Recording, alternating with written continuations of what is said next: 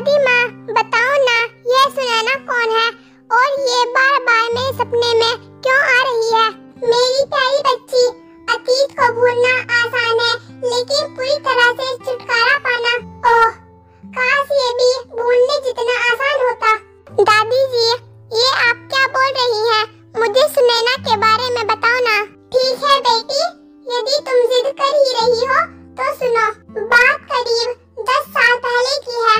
हमारा भी एक बहुत अमीर और सुखी परिवार था। तुम्हारे दादाजी एक बहुत बड़े व्यापारी थे। जानती हो, अब की बार व्यापार में दुगना मुनाफा हुआ है।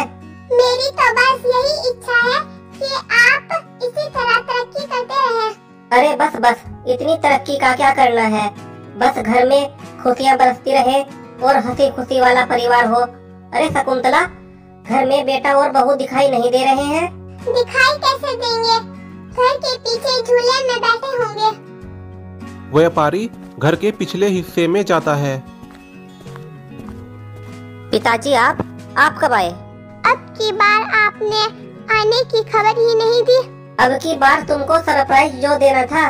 आओ मेरे पास आओ मेरे बच्चों। जीते रहो मेरे बच्चों, जीते रहो, सदा सुहागन रहो। बेटा प्रकाश, मुझे कल दिल्ली के लिए निकलना है। एक बहुत बड़ी डील करनी है, तुम भी मेरे साथ चलना। ठीक है पिताजी, जैसी आपकी इच्छा। अगले दिन व्यापारी और उसका बेटा कार से दिल्ली जाने के लिए निकलते हैं, लेकिन कुछ दूर चलने के बाद उनकी कार एक औरत से टकरा जाती है, जिससे वह घायल होकर जमीन पर गिर जाती है और मर जाती है। वे दोनों उस औरत के पास जाते हैं। पिताजी, ये तो मर गई, अब क्या होगा? अगर ये जिंदा होती तो इसे हॉस्पिटल ले जाते, लेकिन ये तो मर गई। पिताजी, कहीं यहाँ पुलिस ना आ जाए, हमें जल्दी यहाँ से चलना चाहिए। हाँ बेटा, तुम ठीक कहते हो, चलो हम यहाँ से भाग चले। व्यापारी और उसका बेटा वहाँ से भाग जाते हैं। उसके बाद वह मर चुकी औरत चुड़ैल बन जाती है। भागते कहाँ हो? मुझे मारकर क्या सोचते हो? तुम बच जाओगे, तुम्हें भी इसकी कीमत चुकानी पड़ेगी।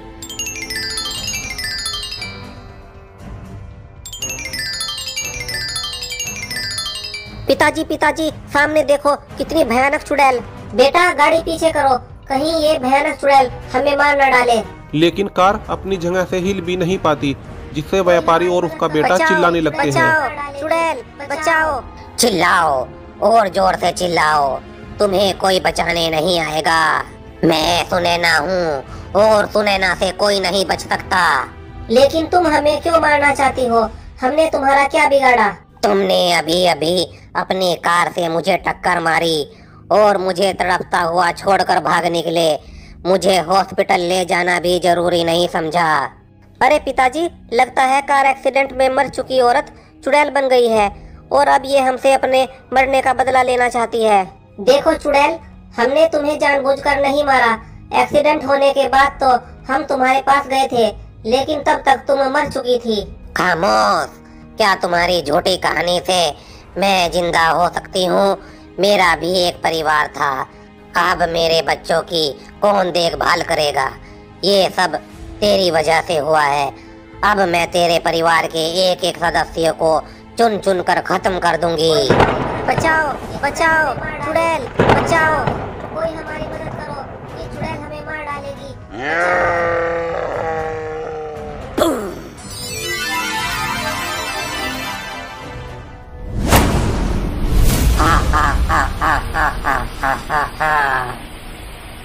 तुम दोनों का तो मैंने काम तमाम कर दिया, अब तुम्हारे परिवार वालों का काम खत्म कर दूंगी। ऊपर वाले का शुक्र है जो कार में आग लगने से पहले ही उसमें से कूद गए। पिताजी, हमें वापस घर लौटना चाहिए, कहीं वो चुड़ैल हमारे घर पहुंचकर कुछ अनर्थ ना कर दे। हाँ बेटा, तुम ठीक कहते हो। आप तो दिल्ली जाने के लिए निकले थे, तो वापस क्यों लौट आए? क्या बताऊं, हमारी गाड़ी से एक औरत का एक्सीडेंट हो गया, जिसमें वह औरत मर गई। हे भगवान, ये कैसा अनर्थ हो गया? जानती हो माँ, वह औरत मरने के बाद चुड़ैल बन गई और हमारे ऊपर हमला कर दिया। बड़ी मुश्किल से जान बची है। वह हमारे परिवार के सभी सदस्यों को मारने की बात कर रही थी। बस वो यहाँ आती ही होगी। अब हमें पास के ही मंदिर के पुजारी के पास जाकर मदद मांगनी चाहिए। तुम दोनों घर के अंदर चली जाओ और सभी खिड़कियां दरवाजे अच्छे से बंद कर लो। हम दोनों पंडित जी के पास जाते हैं। तुम दोनों को तो मैंने कार सहित खाई में फेंक दिया था, तुम कैसे बच गए? शकुंतला, तुम बहू को लेकर घर में जाओ, हम दोनों पंडित जी के पास जाते हैं। भागते कहाँ हो? तुम मुझसे नहीं बच सकते। तुम्हारे परिवार वालों को तो मैं बाद में देखूंगी, पहले मैं तुम दोनों से निपटती हूँ। क्या व्यापारी अपनी और अपने परिवार की जान बचा पाएगा या फिर चुड़ैल अपने मकसद में हो पाएगी कामयाब? जानने के लिए इस कहानी का तीसरा भाग देखना ना भूलें।